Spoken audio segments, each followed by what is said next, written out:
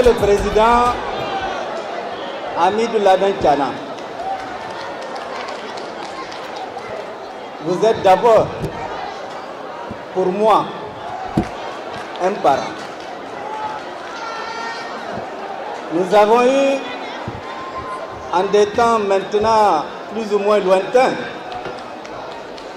quelques contradictions qui nous ont séparés. Mais c'est avec une très grande joie que lorsque j'étais en exil à Paris, vous avez pris la responsabilité, pendant même que vous étiez aux affaires, de venir à Paris rendre visite à quelqu'un qui, malgré les contradictions, demeure quand même votre parent.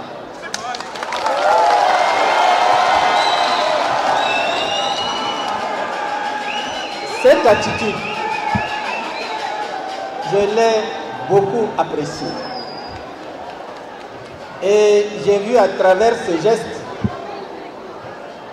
l'esprit et le cœur d'un homme qui s'est pardonné et transcendé ses rancœurs et les difficultés vécues avec l'autre hier.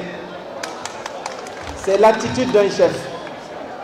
Et je t'en félicite sincèrement et profondément. Un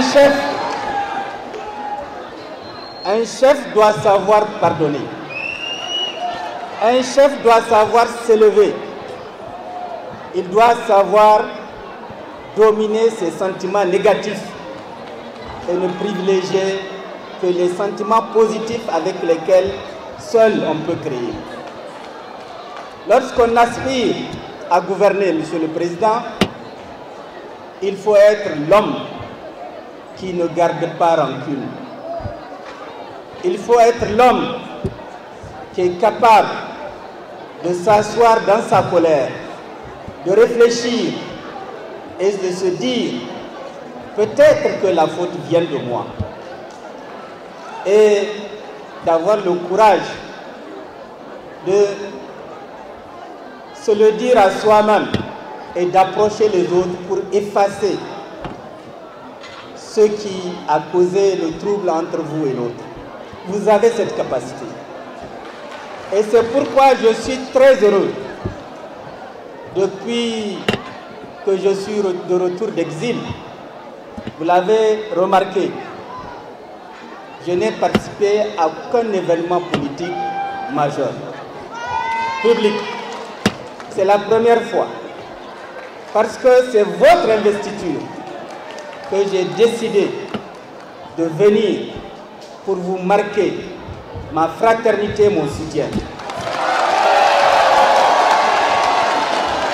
Ce soutien, vous le méritez, parce que, comme l'a dit le président Ibrahim Yacouba, vous êtes un homme de combat.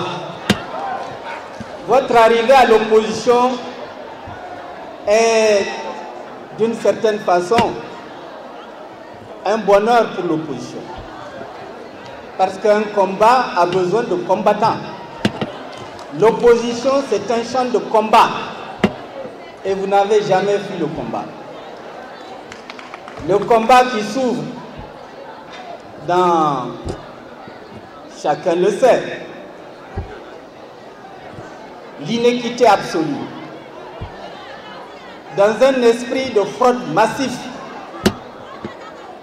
dans une volonté de contraindre les Nigériens à voter l'homme qu'ils n'ont pas choisi, à l'imposer par des lois scélérates et à nous amener dans un système de discrimination politique qui permet à l'un d'être en contradiction avec la loi et de dire que l'autre à qui on a inventé des fautes contre la loi, de ne pas être candidat et que l'autre soit candidat.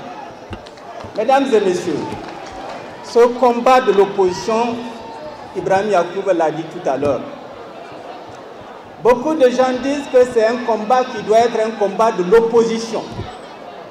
Ce n'est pas un combat de l'opposition. C'est le combat des Nigériens, dans leur ensemble.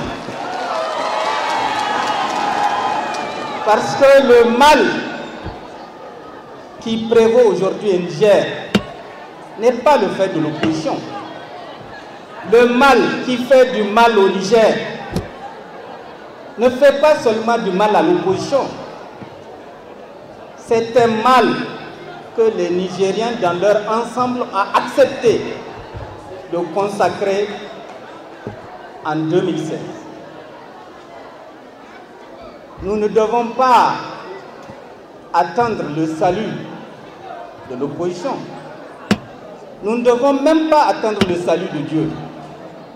Nous devons prier Dieu, nous lever tous ensemble.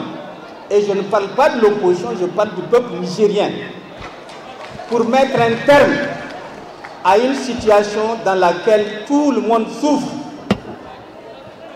Tout le monde souffre. Chacun le dit dans son salon, chacun le dit à ses amis, chacun le pense dans un cadre où il se croit en sécurité, parce que chacun a peur de dire tout haut ce que tout le monde dit tout bas. Mais il est temps, maintenant que nous sommes à quelques mois des élections,